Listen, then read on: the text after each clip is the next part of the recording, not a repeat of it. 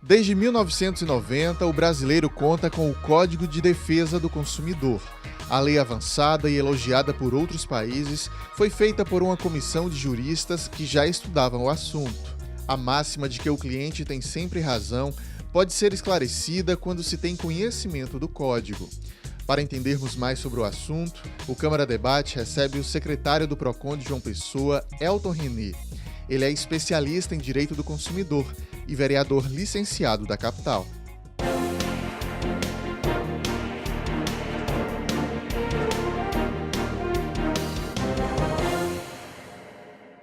Você de casa nos acompanhando, seja muito bem-vindo ao nosso Câmara Debate.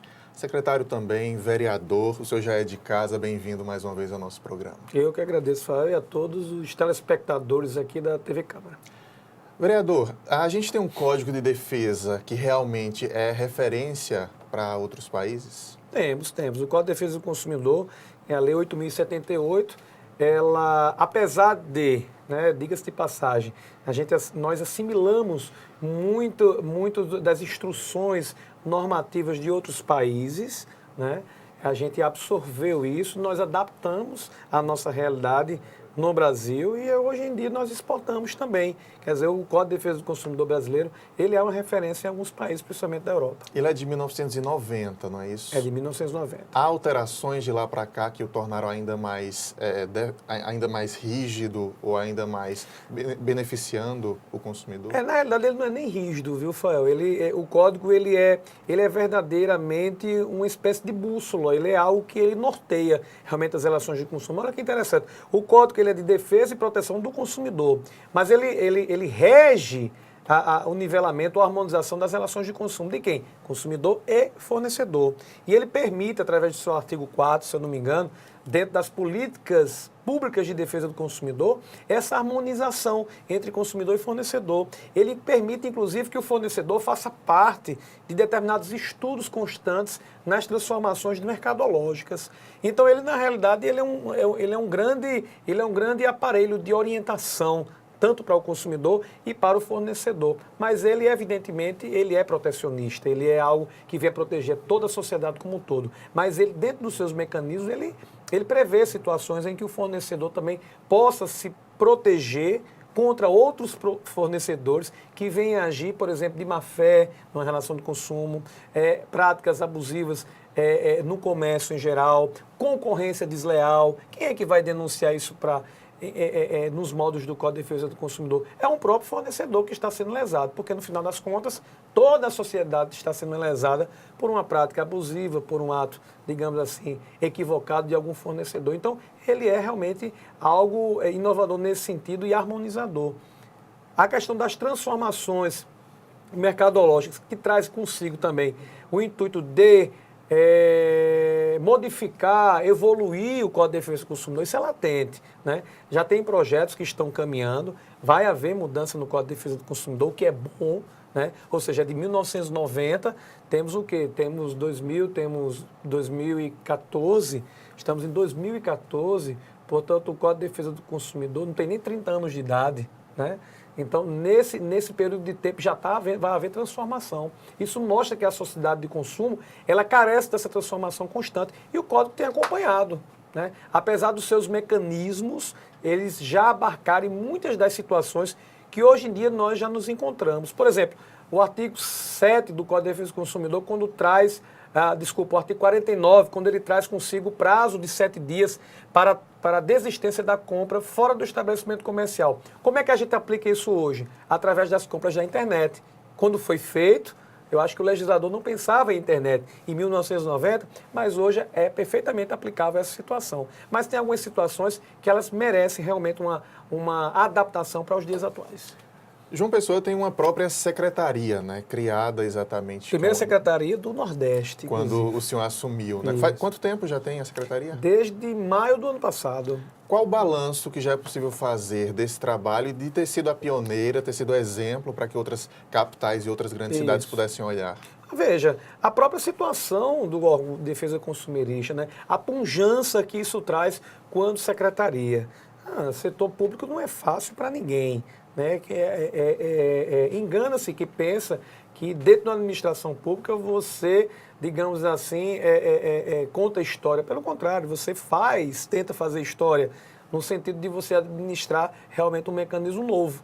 Então, antes era uma coordenadoria, era ligado ao gabinete do prefeito, hoje tem autonomia. O prefeito deu essa autonomia para nós, para a gente trabalhar mais ainda em defesa do consumidor. O reflexo é esse mesmo que nós estamos vendo na cidade. Eu não quero, evidentemente, inventar a roda, mas a transformação do PROCON em secretaria, né, sob nossa administração, nessa administração do prefeito Luciano Cartacho, tem tido novos ares. A gente tem tido liberdade de fazer algo, fazer coisas que há um tempo atrás não era possível. Por ser coordenadoria muito dependente, digamos, do gabinete do prefeito e, evidentemente, suprimido algumas prerrogativas próprias da secretaria, né? Possibilidade de convênios. Olha, eu estou saindo agora para fazer um convênio no Rio de Janeiro. Algo que, quando coordenadoria, nem se pensava. Era muito mais difícil. Mas hoje estou fazendo um convênio com o Rio de Janeiro, lá com a ANP, aliás, melhor dizendo, no Rio de Janeiro, com a ANP, para poder fiscalizar as distribuidoras de combustíveis, que não se encontram em João Pessoa, se encontram na cidade de Cabedelo. E que nós, como PROCON Municipal de João Pessoa, nós não temos autorização, né, possibilidade jurídica de fazer essa fiscalização. Mas podemos fazer por delegação. Então, a ANP, por delegação, pode fazer com que o PROCON faça as fiscalizações e eu estou louco que isso aconteça. Que autoridade vai dar ao PROCON a possibilidade após esse convênio? Ramificação. Veja, a gente está saindo de João Pessoa e está podendo agir. Evidentemente, não é por acaso, né? Cabedelo, Santa Rita, o que mais? Conde, me ajude, Bahia, são partes de uma região metropolitana. A grande João Pessoa, digamos assim. Então, assuntos que tratam de relações de consumo, às vezes em Cabedelo, tem reflexo em João Pessoa e vice-versa. Santa Rita também é a mesma coisa. Então, qual é o grande problema hoje em dia que está sendo um problema nos orçamentos domésticos dos consumidores? Combustível, né? Então, dentro desse cenário, nós não podemos. Fiscalizamos apenas o quê? Os postos. Sempre os postos. Sim, mas e se o problema não está nos postos? O problema está no ente anterior aos postos. Nós não podemos interferir. Por quê? Porque é fora de João Pessoa.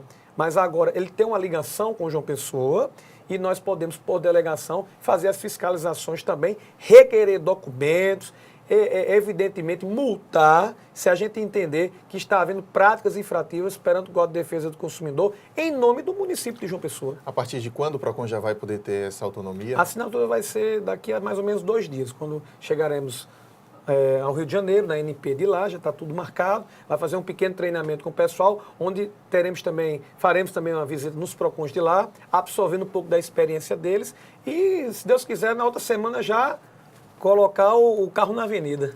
Secretário, a gente quer saber mais das parcerias também do PROCON, entender mais as novidades, mas antes, tem uma série de dúvidas aqui da internet, o internauta tem vez aqui no nosso programa. Que coisa boa. E vamos tentar esclarecê-las aqui. Tem aqui uma dúvida sobre produtos de mostruário. Eles podem ser trocados? Veja, é um grande problema. Isso é porque a gente vai ter que dividir o que é direito e o que é concessão, pelo Código de Defesa do Consumidor, né? Pelo prazo do artigo 49 do Código de Defesa do Consumidor, o consumidor pode até desistir da compra, mas é para compras feitas fora do estabelecimento. Por exemplo, compras na internet.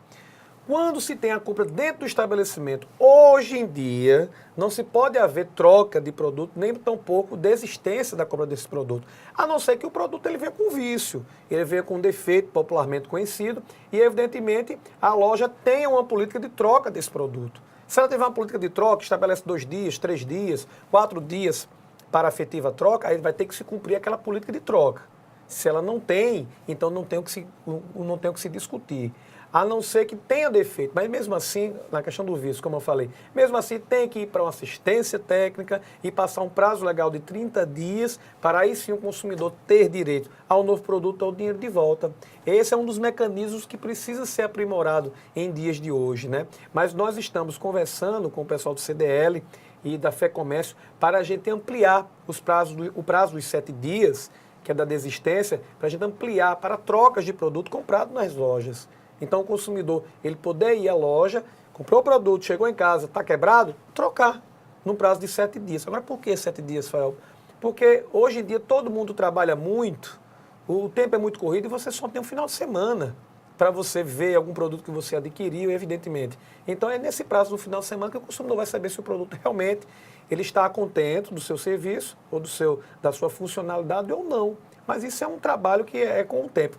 Por enquanto, não. Mesmo sendo produto de mostruário ou não, não há o que se falar em troca, a não ser que tenha uma política interna da loja e ela ofereça essa possibilidade de troca. Se não, tem que levar para assistência. Se o consumidor comprou ciente do vício, era um último produto, estava naquela promoção, ele sabia que tinha um defeito... Se for informado ao consumidor, pior ainda. Se ele está sabendo que o produto tem alguma avaria, né, vamos supor, você vai comprar um forno de micro-ondas, existe muito essas possibilidades de forno com pequenas avarias, né? Compra um forno de micro-ondas, tem um desconto bom, sei lá, de 40% do produto, mas tem pequenas avarias. Qual é a avaria? A avaria ela tem que ser identificada, para o consumidor saber exatamente qual é a avaria. É uma amassão, não vem com prato de dentro da bandeja, ele não gira. Então, o consumidor ele vai fazer o seu cálculo do custo-benefício na compra daquele equipamento. Agora, veja, nessa identificação do vício, porque se quando ele chegar em casa apresentar novo vício, aí tem que ser pelas regras do Código de Defesa do Consumidor. Compreendido. Outra dúvida aqui é se um produto é comprado em uma loja de rede, uma loja grande. A troca pode ser efetuada em outra unidade daquela loja? Em tese, sim. Por que não? Estamos falando, se for uma grande rede, por exemplo, de supermercados ou de lojas, quando não se fala de franquia. Porque também tem uma diferença entre franquia e, evidentemente, uma grande cadeia de lojas de uma determinada marca. Franquia, infelizmente, não tem. Mas com relação a lojas, né, aquela rede de lojas distribuída em uma região, é perfeitamente possível. Depende, evidentemente, também de uma política administrativa desse estabelecimento, desse fornecedor. Mas, em tese, sim, é possível. Produtos perecíveis, secretário, a feira do mês, digamos assim, se cheguei em casa, percebi ali que tem algo vencido, uma caixa rasgada, algo assim. O produto perecível, ele é também sujeito à troca? Ele tem um prazo, inclusive, legal, previsto no Código de Defesa do Consumidor, prazo de 30 dias por ser produto perecível. Mas, no prazo de 30 dias, dá tempo do consumidor analisar o seu produto e saber se ele merece ou não a troca perante o seu fornecedor. Tem outro ponto aqui interessante também, qual seria o direito do consumidor quando ele é lesado em shows. Esse fim de semana mesmo eu estava acompanhando colegas jornalistas pernambucanos que divulgavam um show que teve da Anitta e do funkeiro Mr. Catra. O funkeiro não apareceu no show e deu a maior confusão, eu estava acompanhando a repercussão nas redes sociais. Nossa. Qual o direito desse consumidor que pagou esperando 2 cantores e só apareceu um? O direito que está previsto no Código de Defesa do Consumidor quando se trata de publicidade enganosa.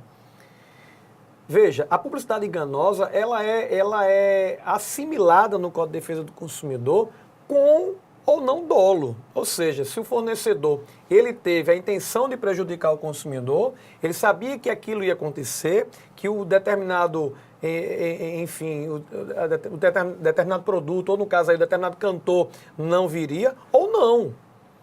Ele pode também ter acontecido algum imprevisto, algo nesse sentido, mas veja, o Código de Defesa do Consumidor ele assimila, tendo vontade de dolo ou não. Por quê? Porque está tudo consubstanciado no mecanismo chamado de responsabilidade objetiva. Então, o que quer dizer isso? Quer dizer que mesmo sem culpa, porque em tese nós vemos que os produtores, que os idealizadores do evento não tenham culpa pela falta do cantor X, né? Mas mesmo nesse sentido, eles têm uma responsabilidade perante o Código de Defesa do Consumidor, portanto, perante a sociedade consumerista. Então, se a maioria das pessoas foram ver o cantor X e foi lhe apresentado o cantor Y, ou no caso da Anitta, não sei, o Mr. Catra, né? E eles queriam ver os dois, é possível sim ressarcimento ao consumidor pela publicidade enganosa. Foi total? Não, foi parcial. A Anitta veio, o caso em tela, né? Mas faltou... Quem é que não queria... Tem gente que não queria assistir a Anitta, queria assistir o Mr. Catra, mas aproveitou o ensejo para, enfim, na ocasião ver o Mr. Mas não conseguiu. Então, é possível de ressarcimento? Evidentemente.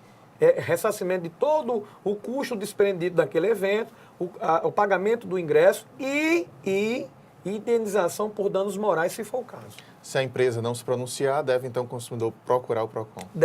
O consumidor deve ir ao PROCON. Agora, antes de tudo, procurar a empresa, né? Procurar os idealizadores do evento, os fornecedores e falar da sua indignação. Se eles não cumprirem com um ressarcimento ou uma compensação, está na hora de procurar o PROCON ou até mesmo a Justiça. Secretário, vamos fazer uma pausa rápida aqui para o intervalo, mas na sequência continuamos esse debate sobre direito do consumidor. Até já.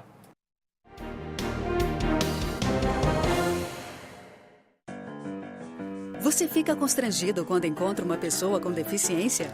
Então, está na hora de mudar. Deficiência não é doença e essas dicas são para você. Risque do seu vocabulário palavras como surdo-mudo, surdinho ou mudinho. Use a palavra surdo para se referir a pessoas que não ouvem. Mesmo que o surdo esteja acompanhado de um intérprete, fale sempre dirigindo-se a ele e não ao intérprete. O surdo pode se comunicar com você por meio da linguagem de sinais, da escrita ou pela linguagem labial. Neste caso, fique de frente para ele e fale pausadamente. Nos eventos promovidos por órgãos públicos, os surdos têm direito à presença de um intérprete. É um direito garantido por lei. Cidadania é saber conviver com as diferenças. Vem comigo conhecer quem movimenta a nossa cultura. Música, teatro, literatura, artes plásticas, você encontra aqui. Conheça a nossa gente.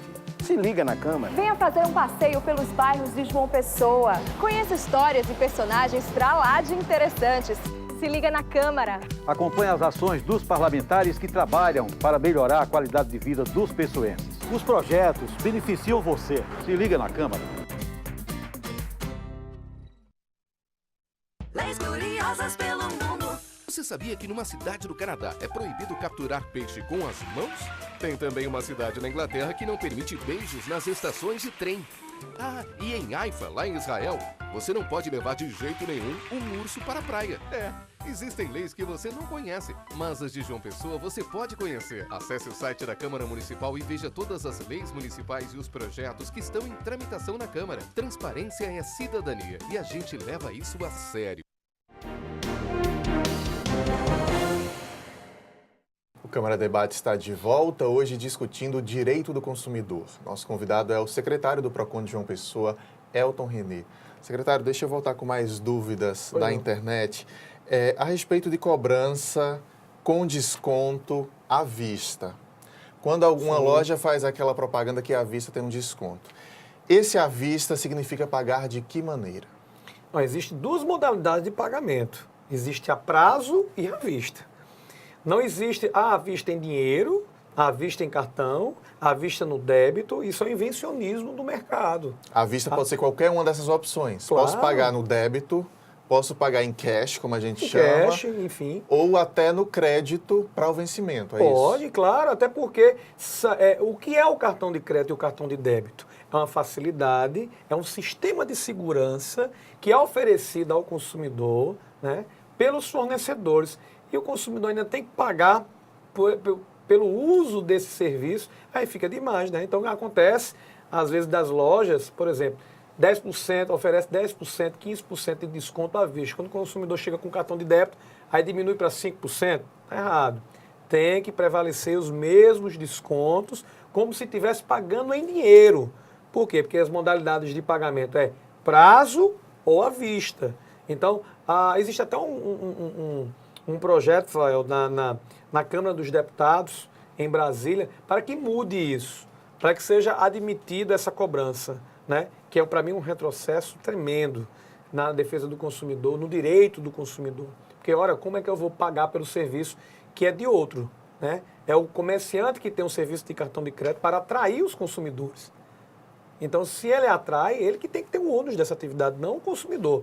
Mas esse projeto ainda não foi finalizado, não foi aprovado, então o que está se valendo são essas regras que acabei de falar. Esse pagamento no crédito para o vencimento é o que eu vejo sendo menos usado. Eu já propus, inclusive, numa loja, o vendedor não sabia nem que era possível, né, que valia como à vista. Vale Enfim. como à vista. É para o vencimento ou então desconto em conta corrente também é válido como pagamento à vista. Então tem que prevalecer os mesmos descontos e promoções como se estivesse pagando em dinheiro. e cabe ao consumidor ir ajudando os órgãos de defesa, né, secretário? A gente sempre diz que tem que o consumidor ajudar a gente a ajudá-los, né? Ligar para o PROCON, tem um 51, tem um 0800. Então, assim, o consumidor tem que fazer a sua parte também, porque PROCON não é anjo, não está em todos os cantos ao mesmo tempo, não. Tem que ajudar a secretaria a poder fazer o seu trabalho, porque de vez em quando tem um fornecedor que dá uma escorregada. Eu vou dar um exemplo aqui, vou me colocar como um exemplo, acho que um mau exemplo para a gente analisar. Consumidor. Eu vi uma TV num site na internet, o preço estava ótimo, comprei a TV. Uma semana depois, o site avisa que eu tinha que liberar, por um e-mail eu tinha que liberar a saída do estoque. Sim. Fiz também. Mais uma semana eles avisam que não tinha estoque e o produto não foi efetuado, o dinheiro estornou para o cartão, mas estava disponível no site esse produto, por um preço superior ao preço que eu tinha visto e tinha achado bom. Eu deixei para lá para evitar dor de cabeça. Acho que fiz errado. A gente deve ir atrás, é isso que o PROCON orienta. Eu não estou falando do princípio tem princípios de um direito, por exemplo, que se utilizam, por exemplo, o princípio da insignificância, né? Que foi apenas um mero aborrecimento. Enfim, depende, né? Talvez tenha alguma situação que para você tenha o cálculo do prejuízo tenha sido bem maior do que para outra pessoa. E por aí vai. As pessoas são tão diferentes entre si que esse tipo É por isso que existe a questão do dano moral. O que é o cálculo do dano moral, Rafael? O cálculo do dano moral é de acordo com o que lhe atingiu, né? Na sua psique, na sua moral mesmo, no que lhe abalou, se aquilo teria algum valor, evidentemente, até sentimental sobre a situação. Então, para algumas pessoas, posso deixar para lá. Para algumas pessoas, isso não valeu de nada. Mas para você, aquela situação pode ter sido até constrangedora. Então, tudo é calculado. O importante é que o consumidor, se ele entender que aquilo dali não é nada demais e que o estorno naquela quantia já o satisfaz, não tem o que discutir. Eu não vou estimular a briga, o litígio, não é bom. Mas, se ele se sente injustiçado, se pela ocasião, evidentemente, ele percebe um prejuízo e que ele não vai conseguir, Fael, por exemplo, ter outra oportunidade nesse sentido e ele se achar que foi lesado, ele deve procurar sim, tanto o PROCON como as vias judiciais para melhor atendê-lo. Bacana. Secretário, tem outro ponto aqui para a gente discutir. O PROCON ele faz uma série de pesquisas de preço, né? Quase que semanalmente. E quando tem eventos, né, dá aquela geral também no comércio para ver se não tem alguém ali tirando vantagem. O que eu quero entender, por exemplo, secretário, eu vou me colocar no lugar do empresário. Por que eu, empresário, que tenho o meu quiosque na Orla do Cabo Branco, não posso cobrar R$30 por uma tigela de açaí? Se o empreendimento é meu e eu quero dizer que é aquele valor que meu produto é diferenciado. Por que eu não posso fazer isso? E quem disse que não pode? Eu posso, então. Pode. Agora, veja bem, existe algo, Rafael, que tem que se prender uma situação, o próprio fornecedor, que é alguns princípios. Por exemplo, o bom senso. Se você tem como consumidor, e aí vai depender muito da nossa educação como um povo, né? Então, se eu, como fornecedor, eu tenho um produto X, tá? E eu vendo num padrão de um valor Y, tá? Eu vendo aquele produto, há tempos que eu vendo ali. Então, eu posso aplicar ele ao meu índice, enfim, de lucratividade, levando em consideração várias circunstâncias, né? Inclusive investimentos. Isso aí não tem problema. O que não pode haver, e o PROCON, nós somos muito, digamos assim, vemos isso com muita cautela e muita sensibilidade, é de repente o fornecedor, ele agir de mal com o mercado de consumo. Como? Agir de forma equivocada, no mínimo. Ele se aproveitar de uma situação, tá? E ele subir o preço daquele produto ao ponto de ser considerado especulativo. Vou dar um exemplo. Os extintores de incêndio, parece que sumiu do mercado. Nós estamos de olho, né? Onde se tinha um padrão de R$80 a R$90, tem extintor vendido a 200, doutor. Então, estão se aproveitando de uma situação, tá, no mercado para se ganhar a verdadeira lei de Gerson, né? Tirar vantagem em tudo está errado. O PROCON pode agir. Pode, né? Porque isso é especulação. Isso é você sair de uma ordem de mercado, da lei da oferta e da procura, porque a lei da oferta e da procura ela tem uma linha bem tênue entre essa lei da oferta e da procura, que é, quanto mais o produto sendo solicitado do mercado, maior é a possibilidade dele aumentar o seu preço, né? E a especulação. Então, esse preço extorsivo, dentro dessa situação especulativa, ela é combatida, sim, pelo Código de Defesa do Consumidor. Talvez meu açaí aí esteja errado também, secretário. É preciso Pode fiscalizar. ser, talvez sim, né? Mas a gente, de vez em quando, a gente dá uma tacada nesse sentido também, mesmo sendo um açaí. Secretário, me diga uma coisa, teve uma parceria recente com o TJ que vai aí agilizar demandas do PROCON. Do que se trata? Veja bem, nenhum PROCON no Brasil tem hoje o que o PROCON de João Pessoa tem, né? Nós conseguimos, através de um convênio, fazer com que hoje as demandas do PROCON, no sentido de a assinatura de acordo feito entre consumidor e fornecedor, sejam homologados por um magistrado. E o que é que isso tem a ver com o direito em si? Tudo. O que é que acontece nos PROCONs em todo o Brasil? O consumidor, ele vai, e aí a gente tem que entender as situações das instituições no Brasil. Nós temos, de um lado, o judiciário, que ele tem a pujança, o magistrado ele tem o poder de obrigar ou não a alguma coisa, mas ele é abarrotado de processo, tá certo? Ele tem milhares, centenas e centenas de milhares de processos. Do outro lado, nós temos um órgão administrativo, uma secretaria, onde tem uma capilaridade muito interessante junto às comunidades, tem rapidez nas suas resolutividades, porém não tem a pujança que tem a justiça.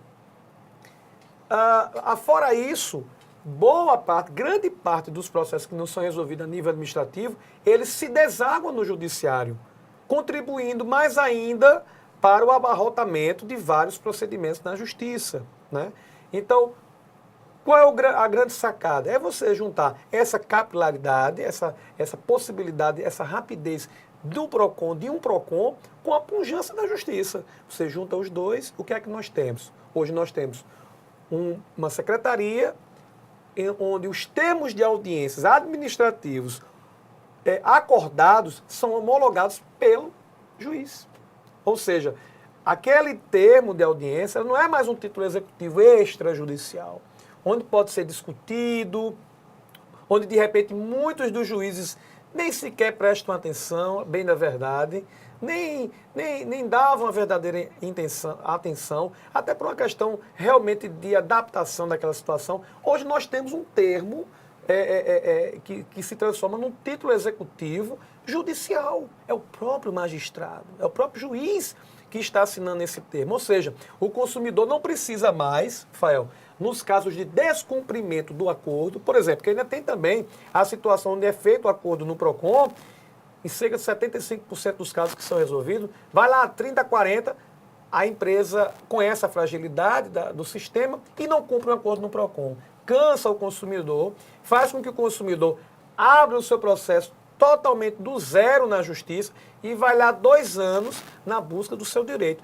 enquanto que no PROCON podia resolver em 30 dias. Então, o acordo firmado no PROCON já quebra esse período de tempo extremamente injusto ao consumidor e favorece com que o consumidor, ao assinar o acordo no PROCON, já saia com a assinatura do magistrado e se a empresa não cumprir com o acordo firmado no órgão administrativo, o consumidor já pode executá-lo, ou seja, já pode fazer com que seja colocado bens à penhora do devedor, que o fornecedor se torna devedor, né? Fazer penhoras online, etc. e etc. Ou seja, ganha esse mecanismo jurídico. E agora veja a quantidade de tempo que foi economizado. Não foi economizado 50%, não. Menos burocracia, menos, foi mais economizado agilidade. mais de 80% desse procedimento, Rafael. Todos estão ganhando com isso, né? A gente já precisa encerrar, secretário. O consumidor que quiser entrar em contato com o PROCON, que tiver uma dúvida, que quiser acompanhar essas pesquisas que vocês fazem, quais os canais de comunicação? É o nosso 0800, né? O nosso 0800 083 2015 é o telefone institucional, é gratuito. O consumidor pode ligar a qualquer hora dentro do espaço do horário comercial. Estamos estudando aí para colocar também o PROCON 24 horas, mas por enquanto é no horário comercial, né? E nas redes sociais, quem quiser seguir este parlamentar também que vos fala, né? Mesmo estando licenciado, é o nosso @EltonRené, através do Instagram e redes sociais. Muito obrigado pela presença, pelos esclarecimentos de hoje. Eu que agradeço. Câmara Debate desta semana termina agora, mas eu lembro que pela internet estamos sempre em contato com você. facebook.com/TV Câmara JP ou youtube.com/TV Câmara JP. Muito obrigado pela companhia e até a próxima.